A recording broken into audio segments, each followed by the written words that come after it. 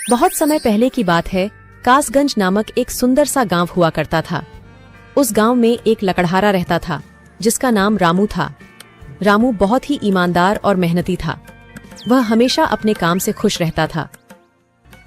उसके पास ज्यादा पैसे नहीं थे, लेकिन वह अपनी जिंदगी से संतुष्ट था। रामू के परिवार में उसकी पत्नी और उसके 2 बच्चे थे। रामू सेठ लालचंद के यहाँ लकड़ी काटने का काम करता था और लकड़ी काटने के बदले में सेठ लालचंद रामू को पैसे देता था, जिससे रामू और उसके परिवार का जीवन व्यापन होता था। सुमन, मैं काम पर जा रहा हूँ। आज बहुत देर हो गया है, तो तुम बच्चों को स्कूल छोड़ आना। जी, स्कूल तो मैं छोड़ आऊंगी, लेकिन मोनू और चिंकी पिछले 2 दिन से कह रहे हैं कि उनके स्कूल की टीचर स्कूल की फीस मंगा रही है। हाँ, तो जाकर दे आओ ना स्कूल की फीस। अजी कहाँ से दूं? आप जो पगार लाते हैं उसमें मुश्किल से तो घर चल पाता है। अब उतनी सी तनख्वाह में मैं बच्चों की फीस का इंतजाम कैसे करूं?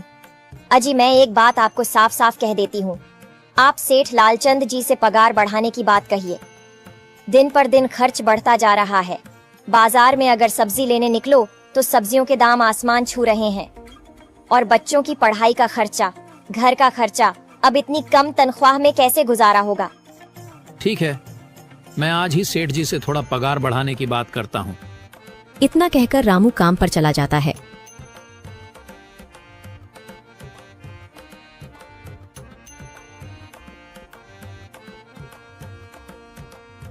अरे भाई, आज तो पगार का दिन है। देखो, अब यह सेठ लालचंद कोई ना कोई लोचा जरूर करेगा। हमेशा कोई ना कोई बहाना बनाकर पगार कम कर देता है। और अगली बार तो मेरी आधी पगार काट ली थी, यह कहकर कि जो मैंने लालचंद जी से 200 रुपए उधार लिए थे, उसका ब्याज बढ़कर 1000 रुपए हो गया है। इसलिए मैं तुम्हारी पगार में से 1000 रुपए काट रहा हूँ। हाँ हरिया भाई, तुम एकदम ठीक कह रहे हो। ये सेठ लालचंद ना एक नंबर का चालाक और लालची इंसान है।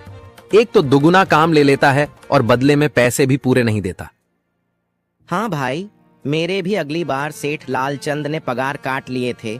मैंने बस 2 छुट्टी ली थी जब मेरी बिटिया बहुत बीमार थी, और इस लालचंद ने इस बात का फायदा उठाकर मेरी पूरी आधी पगार काट ली। हे भगवान, बस सेठ जी इस बार मेरी पूरी पगार दे दें। बच्चों के स्कूल की फीस भी भरनी है। ऐसे सभी लकड़हारे अपने काम पर लग जाते हैं। काम करने के बाद सेठ लालचंद के पास जाते हैं। सेठ जी, महीना पूरा हो गया है, हमें हमारी तनख्वाह दे दीजिए। देखो भाइयों, अभी मेरे पास तुम्हें देने के लिए पैसे नहीं है। अभी माल नहीं बिका है, सारा माल गोदाम में ही पड़ा हुआ है। कल या परसों तक तुम्हें तुम्हारी तनख्वाह मिल जाएगी। पर सेठ जी, अभी हमारे पास बिल्कुल पैसे नहीं बचे हैं। घर का भी सामान लाना है, बच्चों की फीस भरनी है। अरे मैंने कहा तो सही, 1-2 दिन और रुक जाओ, कल या परसों तक पैसे मिल जाएंगे। अभी मेरे पास पैसे नहीं है। सभी लकड़हारे निराश मन से अपने अपने घर आ जाते हैं। अजी क्या हुआ? इस बार कितना पगार मिला है? सुमन, अभी कोई पगार नहीं मिला। सेठ जी ने कहा है कि 1-2 दिन में पगार मिल जाएगा। पगार नहीं मिला? आपको तो पता है ना, बच्चों की फीस भरनी है। इनकी स्कूल टीचर ने आज साफ साफ चेतावनी दे दी है कि अगर कल फीस नहीं लाई तो बच्चों को घर पर ही बिठा लेना। अब बताओ मैं क्या करूं? मैं क्या करूं सुमन, यह सेठ जी समय पर कभी पैसे देते ही नहीं है। अब तो बस हम इंतजार के सिवा और कुछ नहीं कर सकते। 1-2 दिन की बात है, देख लेते हैं। ऐसे ही 2 दिन गुजर जाते हैं। 2 दिन बाद सेठ लालचंद सबको पगार देता है। अरे हरिया, ये ले अपनी इस महीने की पगार। सेठ जी, यह तो बस 2000 है।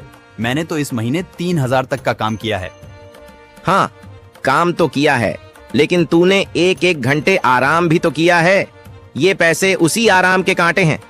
पर सेठ जी, आपने तो कहा था 8 घंटे काम के महीने में 3000 मिलेंगे, और मैंने तो 8 घंटे काम किया और 1 घंटे आराम। देख हरिया, मुझे ज्यादा हिसाब किताब ना समझा। ये 2000 रख, अगर चाहिए तो, और अगर नहीं चाहिए तो कहीं और काम ढूंढ ले। बेचारे हरिया के पास उन पैसे को लेने की सिवाय और कोई रास्ता नहीं था। हरिया चुपचाप वह पैसे रख लेता है। रामू, ये लो तुम्हारे 2500 रुपए। पर सेठ जी, 2500 क्यों? मेरे तो पूरे 3000 बनते हैं ना। मैंने तो कोई छुट्टी भी नहीं की और ना ही कोई आराम। मैंने तो अपना सारा काम समय पर किया है। हाँ, समय पर तो किया है, पर इस समय बाजार में लकड़ियों का दाम काफी सस्ता हो गया है। इस वजह से अभी तुम्हें भी पगार कम ही मिलेगी जब तक लकड़ियों का दाम नहीं बढ़ता। पर सेठ जी, बात तो 3,000 की हुई थी ना, अब 2,500 में मैं कैसे घर चलाऊंगा? बच्चों की स्कूल की फीस भी भरनी है सेठ जी। इस बार आप पूरे पैसे दे दीजिए। 2,500 ही मिलेंगे तुझे। यहाँ काम करना है तो कर, वरना कहीं और काम ढूंढ ले। बेचारे हरिया के पास उन पैसे को लेने की सिवाय और कोई रास्ता नहीं था।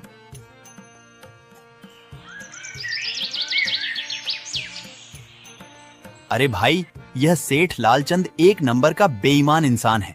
सारे पैसे अपने जेब में भर लेता है और बहाने बनाता है कि लकड़ियों के दाम सस्ते हो गए हैं। देख लेना, हम गरीबों की किसी न किसी दिन इसे जरूर हाय लगेगी। नहीं हरिया, ऐसे नहीं कहते। वह हमारे अन्नदाता है, आखिर उन्हीं के वजह से तो हमारा घर चल रहा है। अरे काहे का अन्नदाता? काम के पूरे पैसे तो देता नहीं है। पूरे महीने मेहनत करके भी क्या मिलते हैं?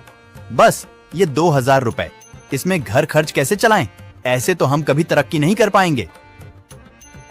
और हम कर भी क्या सकते हैं हरिया? हमें लकड़ी काटने की सिवा और कोई काम कहाँ आता है? और कोई काम खोलना भी चाहे तो उसके लिए हमारे पास इतने पैसे कहाँ हैं? अब जो भी हो, हमारा तो बस ये सेठ लालचंद ही सहारा है ना।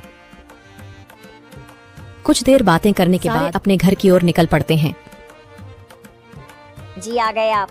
कितनी पगार मिला है? सुमन, इस बार सेठ जी ने बस 2,500 रुपए ही दिए हैं। बस 2,000? इतने में कैसे घर चलाएंगे? बच्चों की फीस में ही 1,000 रुपए निकल जाएंगे, फिर 1,500 में क्या क्या करेंगे? अब मैं क्या कहूँ सुमन, अब तुम्हें इसी में ही गुजारा करना होगा।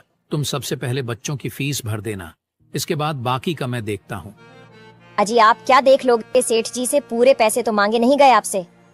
नहीं सुमन, मैंने सेठ जी से पैसों के लिए कहा था, पर सेठ जी ने साफ इनकार कर दिया और कहा, यह लेना है तो लो, वरना कहीं और काम ढूंढ सकते हो। मैं सोच रहा हूं कि लकड़ी काटने के बाद मैं कहीं और भी काम ढूंढ लूं। सेठ जी के यहां से काम करने के बाद मैं दूसरी जगह पर काम किया करूंगा, इससे कुछ ज्यादा आमदनी हो जाएगी। आज ही मैं सेठ जी के यहां पर काम करने के बाद और भी जगह काम ढूंढने जाऊंगा। इतना कहकर रामू काम पर निकल जाता है और जैसा कि रामू ने कहा था, वह लालचंद के यहाँ काम करने के बाद काम की तलाश में निकल जाता है। रामू पूरे गांव में काम ढूंढता है, दुकानों दुकानों पर जाकर लोगों से काम मांगता है, मगर हर जगह रामू को केवल निराशा ही हाथ लगती है। अंत में थक हार कर रामू वापस जाने लगता है। तभी वह देखता है कि अचानक बहुत सारे भैंसों का झुंड उसकी तरफ दौड़े आ रहा है। यह देखकर रामू बहुत डर जाता है। वह इधर उधर देखता है तो उसे एक गुफा दिखती है और वह गुफा में जाकर छुप जाता है। जब भैंसों का झुंड वहां से निकल जाता है, तब रामू की जान में जान आती है। हे भगवान, आज तो बाल बाल बच गया मैं, वरना आज तो मैं इन भैंसों के पैरों तलों तो कुचला ही जाता। पर यह मैं कहाँ आ गया? रामू यह सब सोच ही रहा था कि तभी उसकी नजर गुफा में रखी एक टोकरी पर जाती है। रामू उस टोकरी के पास जाता है। ये कैसी गुफा है? ये कैसी टोकरी यहाँ पड़ी है? इसे मैं घर ले जाता हूँ, सामान रखने के काम आ जाएगी। रामू जैसे ही उस टोकरी को हाथ लगाता है, गुफा में से एक आवाज आती है, रुक जाओ, इसे छूने की कोशिश मत करो। यह आवाज सुनकर रामू एकदम पीछे हट जाता है। तभी गुफा में एक जिन्न प्रकट हो जाता है और वह रामू से कहता है, कौन हो तुम और मेरी गुफा में क्या कर रहे हो? मुझे माफ करना, आप जो भी हो। कुछ भैंसों का झुंड मेरे पीछे पड़ गया था और उनसे बचने के लिए मैं इस गुफा में आकर छिप गया और फिर मेरी नजर इस टोकरी पर गई। माफ कीजिए, मुझे लगा यहाँ कोई नहीं है तो यह टोकरी किसी की नहीं होगी, इसलिए मैंने इसे छुआ। रामू, तुम्हें डरने की जरूरत नहीं है। मैं तुम्हारे बारे में सब जानता हूँ। मेरी नजर एक बार भी जिस पर पड़ जाती है, मैं उसका इतिहास अपनी खुली आंखों से देख सकता हूँ।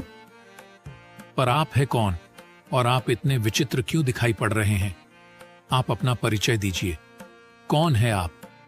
मैं एक जिन हूँ और मैं कई सालों से इस गुफा की रक्षा कर रहा हूँ। यह गुफा मेरे पूर्वजों की है। इस गुफा में केवल वही इंसान घुस सकता है जिसका मन बिल्कुल पवित्र हो। अगर तुम अपवित्र होते तो तुम इस गुफा में कभी नहीं घुस पाते। तुम एक सच्चे इंसान हो, इसलिए तुम इस गुफा में घुस पाए और इस टोकरी को छू पाए। अब तुमने इस टोकरी को छुआ है तो यह टोकरी तुम्हारी हुई। नहीं, मुझे ये टोकरी नहीं चाहिए, मैं तो बस देख रहा था।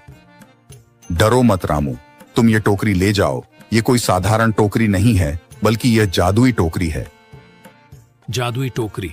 क्या यह वही जादुई टोकरी है जिसके बारे में हमारी दादी कहानी सुनाई करती थी कि किसी गांव में एक जादुई टोकरी हुआ करती थी और वह सबकी इच्छाएं पूरी करती थी?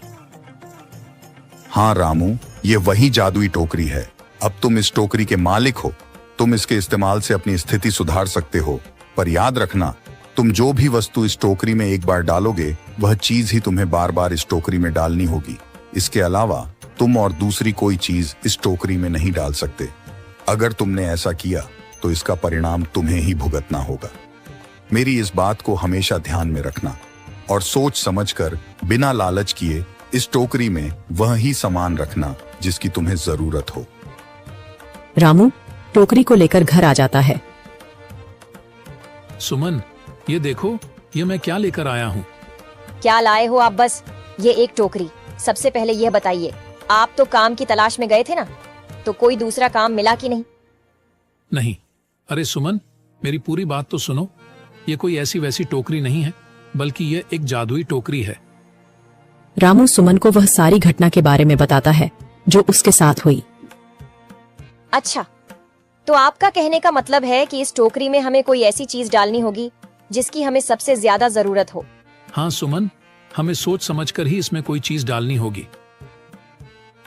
रामू थोड़ी देर सोचता है, फिर उसका ध्यान उन लकड़ियों पर जाता है जो एक बार उसने सुमन को रखने को दी थी। सुमन, तुम्हें याद है, एक बार मैं जंगलों में लकड़ियां काटने गया था तो मुझे एक चंदन की लकड़ी मिली थी और वह मैंने तुम्हें लाकर दे दी थी। हाँ, दी तो थी। तो तुम उस लकड़ी को ले आओ। हम उस चंदन की लकड़ी को ही इसमें डालेंगे और उस लकड़ी से अपना एक व्यापार शुरू करेंगे। सुमन चंदन की लकड़ी को ले आती है और उसे टोकरी में डाल देती है। वह जैसे ही चंदन की लकड़ी उस टोकरी में डालते हैं, उसमें कई सारी लकड़ियां आ जाती हैं। अरे वह, यह तो चमत्कार ही हो गया। ये देखिए, कितनी सारी चंदन की लकड़ियां हो गई। अगर आप इसको बेचेंगे तो इससे काफी अच्छे पैसे मिलेंगे। हाँ राधा, मैं कल सुबह बाजार जाकर इनको बेच आऊंगा और जो पैसे मिलेंगे उससे हम अपने मोनू और चिंकी के स्कूल की फीस भर देंगे और बाकी बचे पैसों को संभाल कर रख लेंगे। अगले दिन रामू लालचंद सेठ के यहाँ काम पर न जाकर चंदन की लकड़ियों को बेचने के लिए बाजार की ओर निकल पड़ता है। वहाँ पर रामू चंदन की लकड़ियों को बहुत ही कम दामों में बेचा, जिसकी वजह से आम लोगों के साथ साथ बड़े व्यापारियों ने भी रामू से चंदन की लकड़ियां खरीदी। लकड़ियों को बेचकर रामू को काफी अच्छे पैसे मिले। पैसों को लेकर चंदन घर आ जाता है। ये देखो सुमन, उन लकड़ियों को बेचकर मुझे कितने सारे पैसे मिले हैं। ये लो कुछ पैसे, इससे तुम कल मोनू और चिंकी के स्कूल की फीस भर देना। अच्छा, तो मैं काम पर जाता हूँ। अजी, आपके पास तो अब यह जादुई टोकरी है, तो अब आपको उस सेठ लालचंद के यहाँ काम करने की क्या जरूरत है? हाँ सुमन, मैं सेठ लालचंद जी के यहाँ काम पर नहीं जा रहा, बल्कि मैं तो वहाँ पर जो काम कर रहे बाकी के लकड़हारे हैं उन्हें ये खुशी की खबर देने जा रहा हूँ, क्योंकि सेठ लालचंद जी से मेरे साथ साथ वह लकड़हारे भी बहुत परेशान थे। इसलिए अगर मेरा भला हो रहा है तो क्यों ना मैं उन सभी का भला करूं। वह सभी बहुत ईमानदार लकड़हारे हैं, वह सभी बहुत मेहनत से काम करते हैं, मगर लालचंद ने कभी भी उनको उनकी मेहनत के सही पैसे नहीं दिए। इसलिए मैंने सोचा है क्यों ना मैं उनको अपने इस काम में शामिल कर लूं। हाँ जी, बात तो आपकी बिल्कुल सही है। अगर आप सभी लोग एक साथ मिलकर काम करेंगे तो हम सब बहुत जल्द ही तरक्की हासिल कर लेंगे।